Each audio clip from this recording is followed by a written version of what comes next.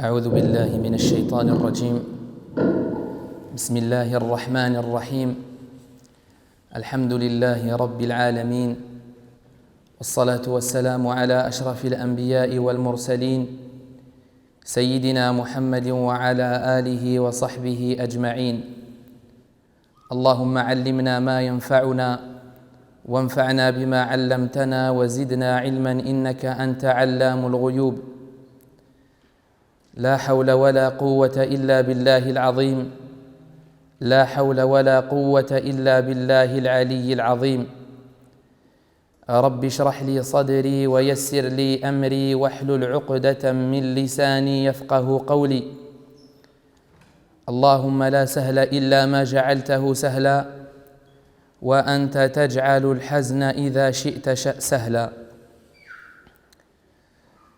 La louange appartient à Allah, Seigneur de l'univers. Prières et salutations sur notre noble prophète, le messager d'Allah, Muhammad, sallallahu alayhi wa sallam. Assalamu alaikum wa rahmatullahi ta'ala wa barakatuh. Mes chers frères et sœurs, comme vous le savez, tout croyant, toute personne qui est musulmane aime Allah Azza wa Jal. C'est la base. On ne peut pas être croyant si on n'aime pas Allah Azza wa Jal. Ce qui vous a amené aujourd'hui à cette mosquée, c'est l'amour que vous avez pour Allah Azza wa Jal. Et c'est l'amour que vous avez pour la religion. Par contre, ce qui fera notre différence, qui différenciera les musulmans, c'est le degré d'amour que chacun a dans le cœur vis-à-vis d'Allah Azza wa Jal. Et c'est une chose qui est inaccessible à nous les êtres humains. Personne ne peut dire « moi j'aime Allah plus que toi » ou « toi tu aimes Allah plus que l'autre ». Il n'y a qu'Allah Azza wa Jal qui a accès au cœur. C'est pour cela que le prophète sallallahu alayhi wa sallam dit qu'Allah ne regarde pas notre image, mais il regarde ce qu'il y a dans les cœurs. Parce que ce qu'il y a dans le cœur, c'est la vérité. Donc comme j'ai dit, ce qui fera notre différence, c'est l'importance qu'occupera Allah, exalté soit-il, dans notre cœur. Plus nous l'aimerons, plus il aura, exalté soit-il, une place immense dans nos cœurs. Ça, c'est, on va dire, ce qu'on va appeler théorique. Plus nous allons accorder de l'importance à une chose, plus nous allons en parler et plus elle va occuper notre temps et nos pensées. L'amour que certains d'entre nous portent à Allah, c'est un amour maternel. C'est-à-dire, on a été bercé sur ça depuis qu'on est sorti du ventre de nos mères. On est bercé sur l'amour d'Allah Azza wa Jal, sur le fait qu'Allah, c'est lui le créateur, c'est lui le miséricordieux, c'est lui le clément, le pardonneur.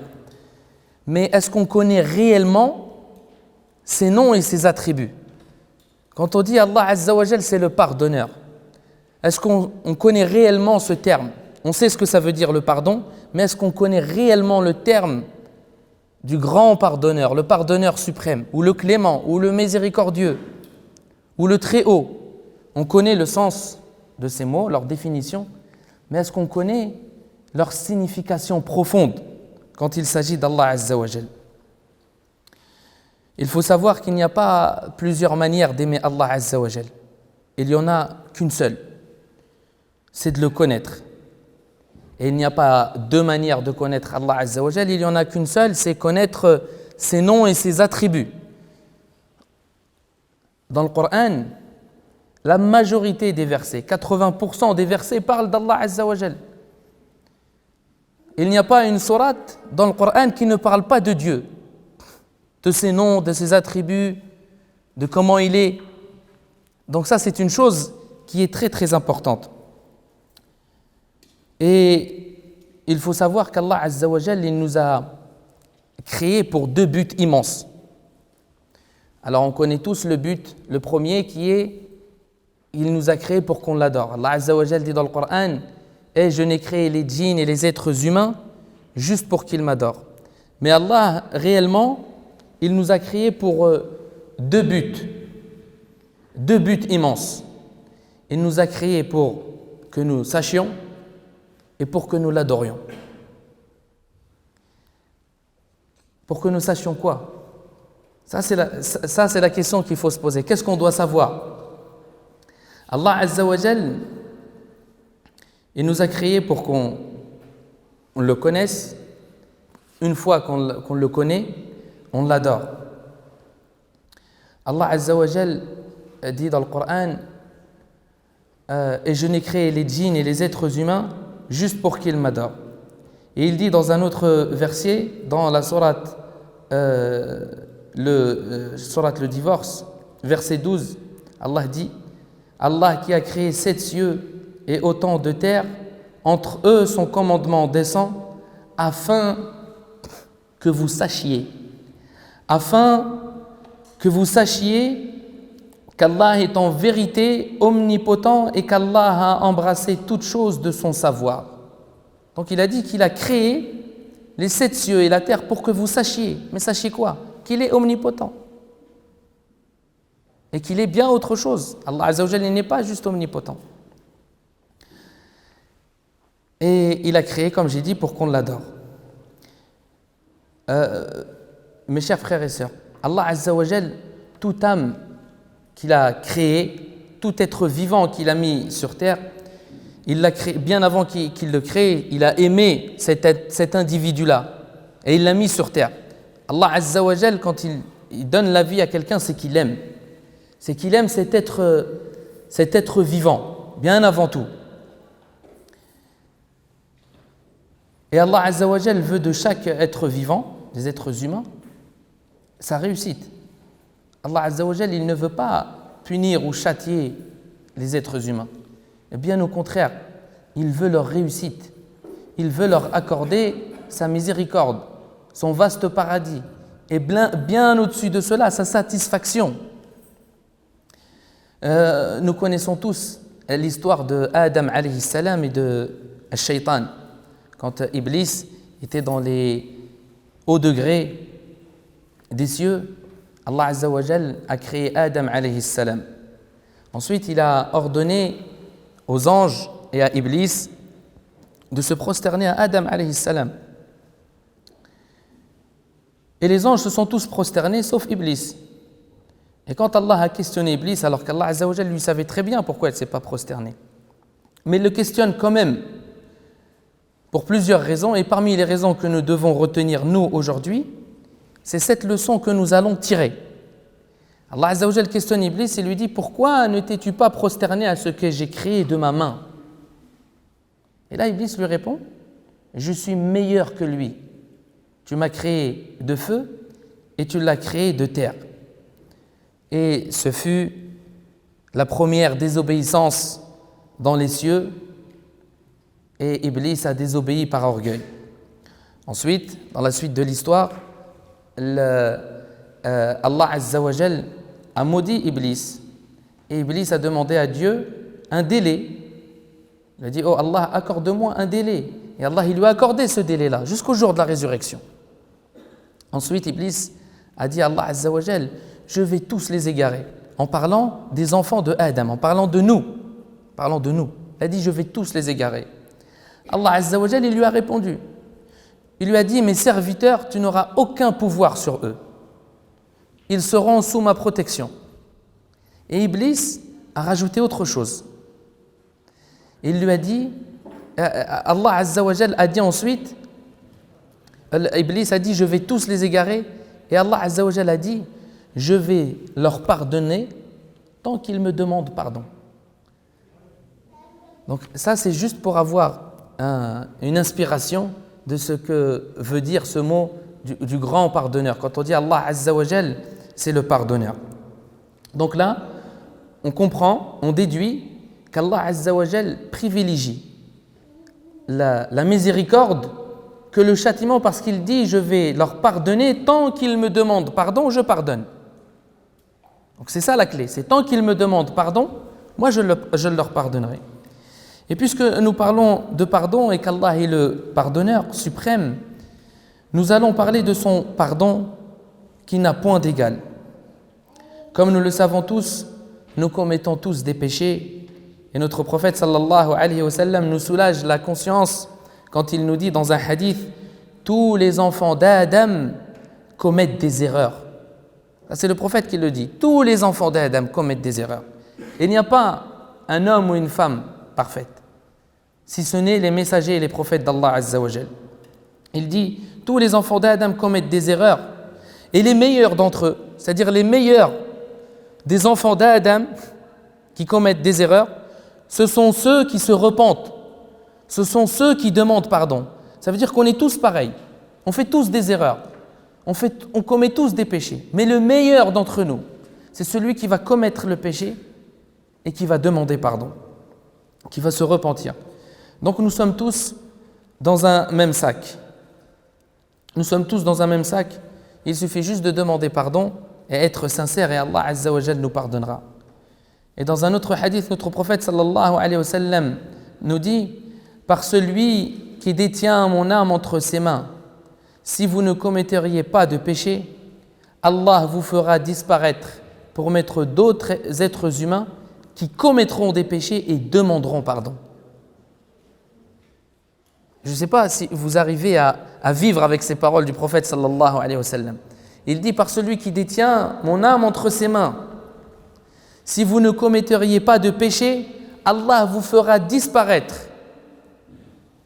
Il vous fera disparaître et il mettra d'autres êtres humains qui commettront des péchés mais qui demanderont pardon. » Donc là, ce qu'on doit comprendre, c'est qu'Allah Azza wa Jal, il aime le pardon.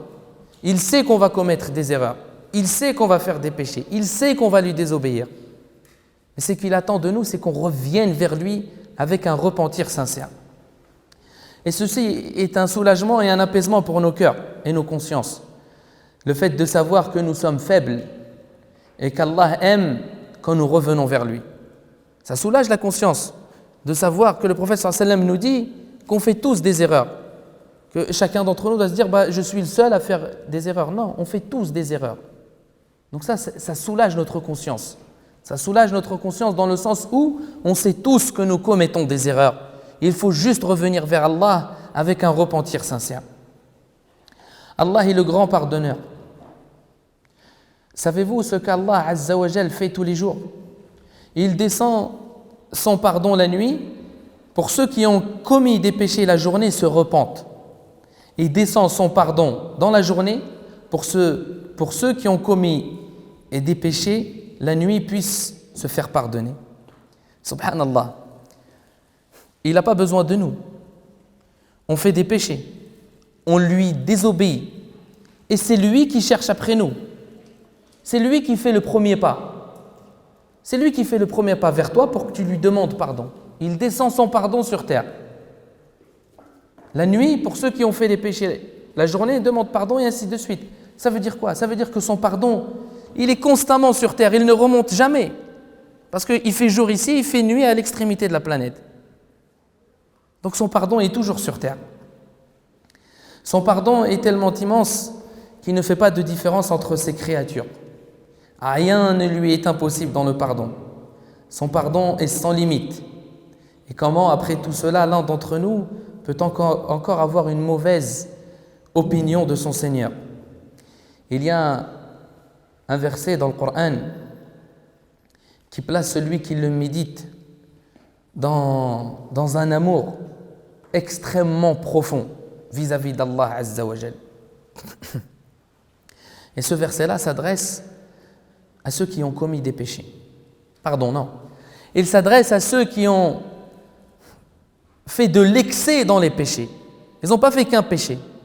Ils étaient dans l'excès. Allah Azza wa Jal dit قُلْ يَا عِبَادِيَ الَّذِينَ أَسْرَفُوا عَلَىٰ أَنفُسِهِمْ لَا تَقْنَطُوا مِنْ رَحْمَةِ اللَّهِ إِنَّ اللَّهَ يَغْفِرُ الذُّنُوبَ جَمِيعًا إِنَّهُ هُوَ الْغَفُورُ الرَّحِيمُ. Il dit, ô mes serviteurs, qui avez commis des excès à votre propre détriment, ne désespérez pas de la miséricorde d'Allah, car Allah pardonne tous les péchés. Oui, c'est lui le pardonneur, le très miséricordieux. Dans ce verset-là, Allah s'adresse à ceux qui étaient dans un excès total, à ceux qui étaient noyés dans les ténèbres des péchés. Il s'adresse à ceux qui étaient noyés dans les ténèbres des péchés en leur disant: ne soyez pas désespérés de ma miséricorde. Je pardonne tous les péchés. Et encore plus magnifique que cela, quand il dit: ô mes serviteurs. Il parle à ceux qui ont fait de l'excès dans les péchés et il les appelle, il dit: ô mes serviteurs. Il ne les rejette pas.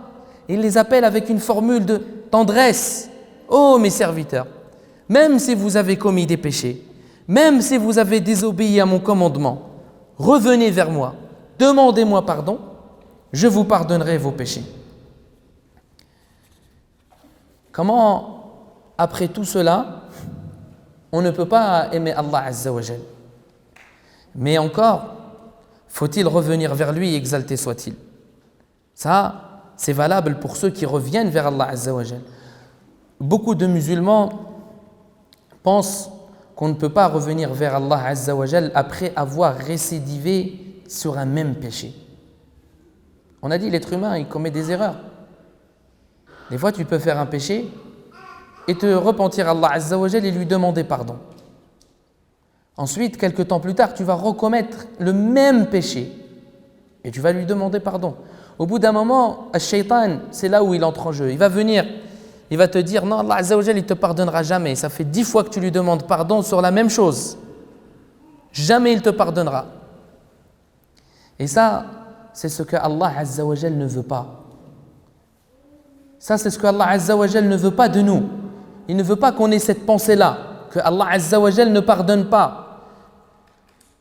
C'est pour cela qu'Allah Azza wa Jal dit dans un verset: وَذَلِكُمْ ظَنُّكُمُ الَّذِي ظَنَنْتُمْ بِرَبِّكُمْ أَرْدَاكُمْ فَأَصْبَحْتُمْ مِنَ الْخَاسِرِينَ.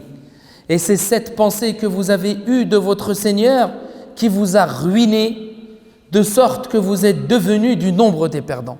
Cette pensée-là de votre Seigneur que vous aviez dans votre esprit, qu'Allah ne vous pardonnera pas. Et ça va retarder votre repentir.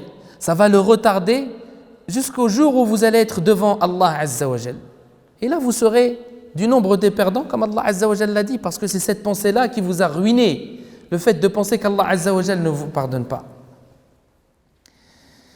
Mes chers frères et sœurs, cette mauvaise pensée qui a retardé ton repentir, qui t'a emmené vers les perdants, Allah dit dans le noble Coran, dans un autre verset, il dit: quiconque agit mal ou fait du tort à lui-même, puis aussitôt implore d'Allah le pardon, trouvera Allah pardonneur et miséricordieux. C'est ça la recette, c'est ça le secret. Tu vas commettre le péché, tu vas être dans l'erreur, c'est une certitude, laquelle Allahu A'lam. Mais le secret, c'est de revenir vers Allah Azza wa Jal, de regretter. Généralement, on commet le péché et on regrette, mais on ne demande pas pardon. On ne demande pas pardon à Allah Azza wa Jal. Et on n'est pas sincère. Et ça, c'est ce qui va faire en sorte que tu sois parmi les perdants. Après tout cela, j'aimerais vous dire une chose: ne commets pas cette erreur. L'intitulé de ce cours, c'est « Ne commets pas cette erreur ». Cette erreur, c'est d'avoir une mauvaise opinion de ton Créateur, de croire ou de penser qu'Allah Azza wa Jal ne te pardonnera jamais parce que tu as fait toutes les mauvaises choses qui existent sur terre. Loin de là. Ça, c'est ce que veut Shaitan. Parce qu'il va retarder ton repentir et ensuite tu seras avec lui en enfer. Parce que tu auras commis énormément de péchés, tu n'auras jamais demandé pardon et Allah ne te pardonnera pas parce que tu ne lui as pas soumis ta demande. Notre prophète sallallahu alayhi wa sallam nous raconte une histoire, et écoutez bien cette histoire. Il nous raconte l'histoire d'un homme qui était bien avant l'islam. Il croyait en Dieu. Il croyait en Dieu. Il a fait énormément de péchés dans sa vie. Et quand il était dans l'agonie de la mort, il dit à ses enfants: comment m'avez-vous trouvé en tant que père? Ses enfants lui ont dit: on ne connaît pas un père comme toi. Tu étais le meilleur des pères. Ensuite, il leur a dit: oh mes enfants, quand je mourrai, écoutez, quand je mourrai, brûlez-moi broyez-moi et éparpillez mes cendres dans les océans et les terres hostiles. Ses enfants lui ont dit, mais pourquoi, Père, nous devons faire cela? Il a dit, je crains le châtiment de Dieu. J'ai fait dans ma vie des choses qu'Allah peut-être ne me pardonnera jamais. Et je crains son châtiment. Donc en faisant cela, peut-être qu'Allah ne pourra pas reconstituer mon corps. Et ensuite, son âme a quitté son corps. Et ses enfants ont respecté la demande de leur père. Ils l'ont brûlé, ils l'ont broyé, ils ont éparpillé ses cendres comme il l'a demandé. Ensuite, Allah Azza wa Jal a ordonné à la terre et aux océans de rapatrier ses cendres. Et il a ordonné à son corps de se reconstruire. Et il s'est reconstruit et il s'est trouvé debout devant Allah Azza wa Jal. Et Allah lui a dit, « Oh mon serviteur, qu'est-ce qui t'a poussé à faire tout cela? Pourquoi tu as fait tout cela ?» Et il lui a dit, « Ta crainte, ô Allah, c'est ta crainte qui m'a poussé à faire cela. » Et Allah Azza wa Jal, il lui a dit, « Je t'ai pardonné, ô mon serviteur. » Donc, à ceux qui méditent cette histoire, que le prophète sallallahu alayhi wa sallam nous raconte, cet homme-là qui a commis énormément de péchés, mais il est resté jusqu'à la fin sur la crainte d'Allah Azza wa Jal. Et Allah Azza wa Jal, il a trouvé Allah comment? Quand il était debout devant lui. Est-ce qu'il l'a trouvé où il allait le châtier avec un châtiment? Est-ce qu'il lui réservait un châtiment? Allah Azza wa Jal, il savait très bien qu'il avait fait ça parce qu'il craignait le châtiment d'Allah Azza wa Jal. La crainte d'Allah qui peut changer ton cœur. Serviteurs d'Allah, nous sommes tous convaincus que nous serons ressuscités et jugés devant Allah Azza wa Jal le jour de la résurrection. C'est la base de notre foi. Nous serons tous debout devant Allah, exalté soit-il. Chacun d'entre nous, sans avocat, sans père, ni mère, sans ami. Tu seras seul debout devant lui. Et il te dira de lire ton livre, tes actions, ce que tu as fait sur terre. Il te dira, lis, et tu liras le bien que tu as fait et le mal que tu as fait. Et il t'arrêtera. Il te dira, ô mon serviteur, te souviens-tu le jour où tu as commis ce péché-là, telle heure, telle date, à tel endroit? Et toi tu diras, oui, ô mon Seigneur, je m'en souviens. Et Allah Azza wa Jal dira, je t'ai caché sur terre, j'ai caché ce péché, je ne l'ai pas divulgué aux autres, je t'ai fait miséricorde, je ne t'ai pas puni sur terre, et aujourd'hui je te pardonne. Ça c'est le pardon d'Allah Azza wa Jal. Ça c'est le pardon d'Allah, exalté soit-il. Quand on entend Allah Azza wa Jal est le pardonneur, c'est plus vaste que ce terme qui est le pardon ou pardonneur. C'est pour cela que je vous ai dit au début de ce cours qu'on ne peut pas connaître Allah Azza wa Jal. Le croyant passe sa vie à connaître Allah, exalté soit-il. Jusqu'au dernier de son souffle, il est en train de constamment connaître et apprendre les noms et attributs et leurs significations. Serviteurs d'Allah, ceci, ce n'est juste quelques exemples sur son pardon, et nous pourrons passer des heures et des heures à mentionner des hadiths, des récits prophétiques et des versets qui sont dans le noble Coran qui parlent du pardon d'Allah Azza wa Jal, et ils sont très très nombreux. Et j'aimerais vous parler d'un autre nom et attribut de notre Seigneur qui est très connu, mais malheureusement, on ne le connaît pas à sa juste valeur. Nous ne connaissons pas sa signification immense et profonde. Et son nom-là, Allah Azza wa Jal l'a beaucoup associé avec le pardonneur dans le Coran. C'est le miséricordieux. Nous savons tous que notre Seigneur est miséricordieux. Mais sa miséricorde a-t-elle des limites? Est-ce qu'elle a des limites? Ok, il est miséricorde. Mais est-ce qu'elle a des limites? Allah est miséricordieux. Sa miséricorde a devancé sa colère. Sa miséricorde a embrassé toutes choses. Notre prophète sallallahu alayhi wa sallam dit dans un hadith, il dit, Allah a créé les cieux et la terre. Quand il a créé les cieux et la terre, il a écrit dans un livre qui est situé sur son trône. Vous savez ce qu'il a écrit, bien avant de créer les êtres humains, bien avant de créer toutes ces créatures. Il a écrit dans un livre qui se situe au-dessus de son trône, il a écrit « Ma miséricorde a devancé ma colère ». Donc Allah Azza wa Jal de base, il est miséricorde.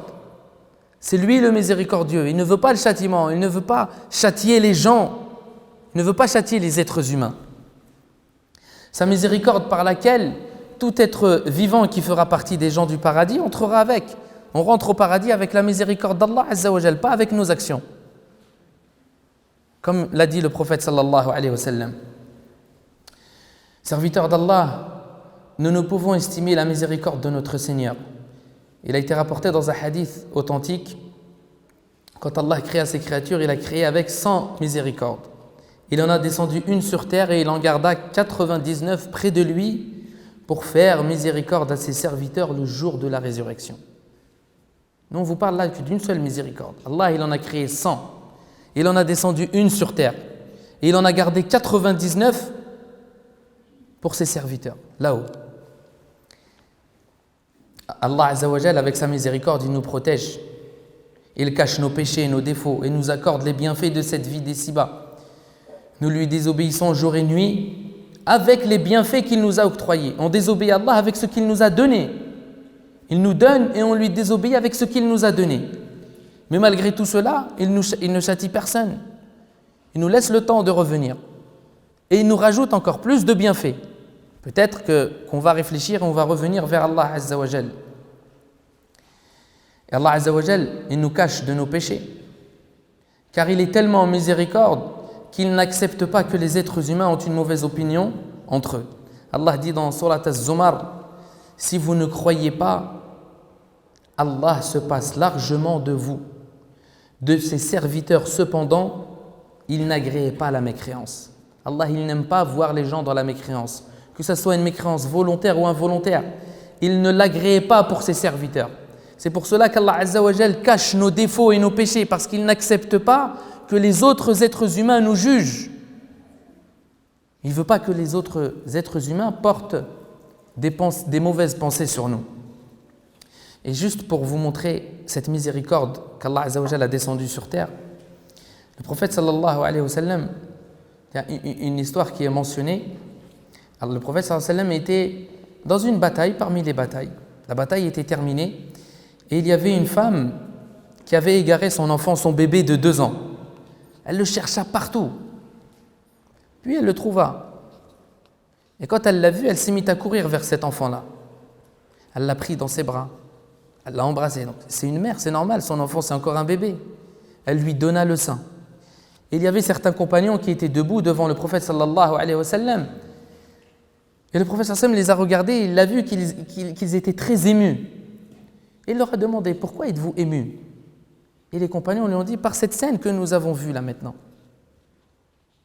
Vous savez ce que le prophète sallallahu alayhi wa sallam a dit? Il leur a dit, Allah est assurément plus miséricordieux à l'égard de ses serviteurs que ne l'est cette femme envers son enfant. Allah, il est plus miséricordieux que ta mère.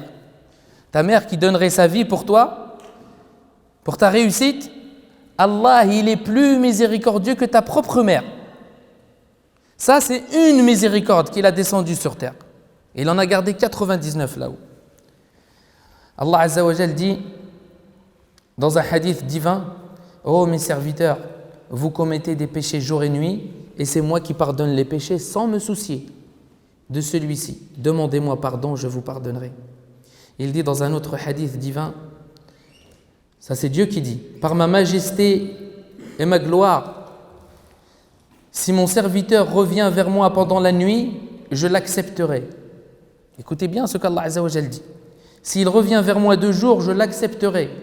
S'il se rapproche de moi d'une pommée, je me rapprocherai de lui d'une coudée. Une pommée, c'est ça, c'est la distance qu'il y a entre le pouce et ce doigt-là. Si toi tu te rapproches d'Allah avec cette distance-là, lui se rapproche de toi d'une coudée, du coude jusqu'à l'extrémité du doigt. Et s'il se rapproche de moi d'une coudée, je me rapprocherai de lui ba'an. Si toi tu te rapproches d'Allah Azza wa Jal d'une coudée, lui se rapprochera de toi. Al-ba' en arabe, c'est la distance qu'il y a entre l'extrémité de ce doigt jusqu'ici. C'est des unités de mesure qu'avaient les Arabes avant. Il dit, s'il vient vers moi en marchant, je viendrai vers lui en trottant. S'il me demande pardon, je lui pardonnerai. S'il se repent, j'accepterai son repentir. S'il se détourne de moi, je le rappellerai tout en étant proche de lui. Celui qui délaissera des choses pour moi, je lui donnerai plus ce qu'il espère.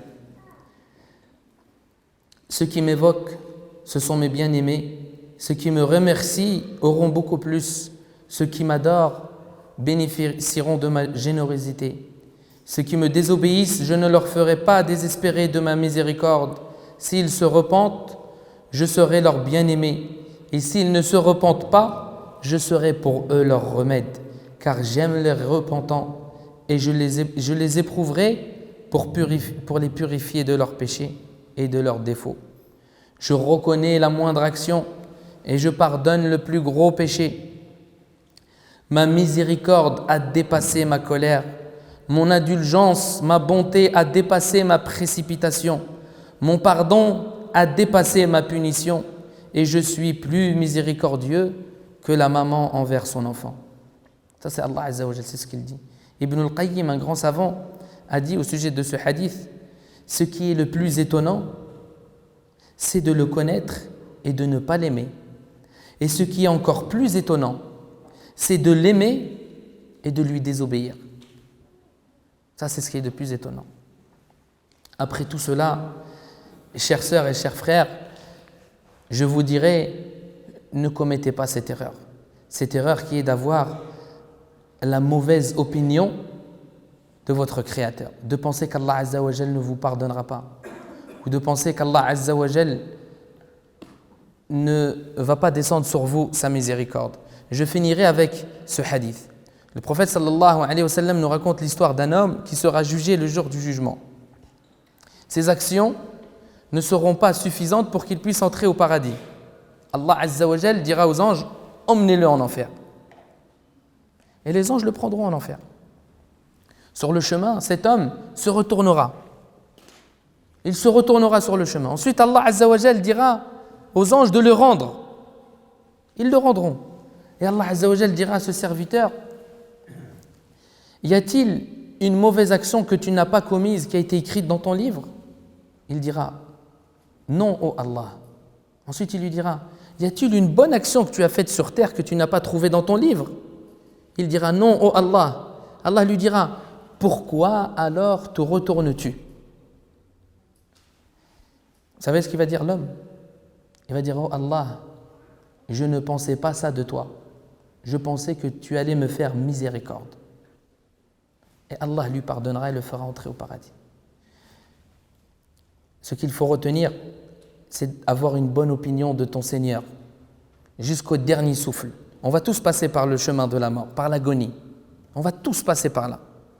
Et à cet instant-là, quand tu auras peut-être ta vie qui défilera, tes péchés, il ne faut surtout pas, à cet instant-là, désespérer de la miséricorde de Dieu. Si tu es dans le péché ou dans l'égarement, à cet instant, ne dis pas qu'Allah Azza wa Jal ne te pardonnera jamais. Il faut juste venir vers lui. Tu vas vers lui en marchant, il vient vers toi entre-temps. C'est ça ce qu'il faut retenir. La bonne opinion de votre Seigneur. La bonne opinion de votre Créateur. Allahumma ya hayyu ya qayyum. يا ذا الجلال والإكرام يا سميع الدعاء يا قريب مجيب اللهم أنزل على هؤلاء الحاضرين رحمة من عندك تطهر بها قلوبهم وتشرح بها صدورهم وتهدي بها ضالهم وتنفس بها كروبهم. Oh Allah, nous te demandons de pardonner nos péchés. Oh Allah, guide-nous vers le chemin de ceux que tu as comblés de faveur. Oh Allah, fais-nous miséricorde. Oh Allah, descends sur nous ta miséricorde et guide-nous vers le droit chemin. Ya Hayyu Ya Qayyum. Allahumma salli ala Muhammad wa ala ali Muhammad kama sallaita ala Ibrahim wa ala ali Ibrahim innaka Hamidun Majid. Wa barik ala Muhammad wa ala ali Muhammad kama barakta ala Ibrahim wa ala ali Ibrahim fil alamin innaka Hamidun Majid. Subhanaka Allahumma wa bihamdik ashhadu an la ilaha illa ant Astaghfiruka wa atubu ilayk.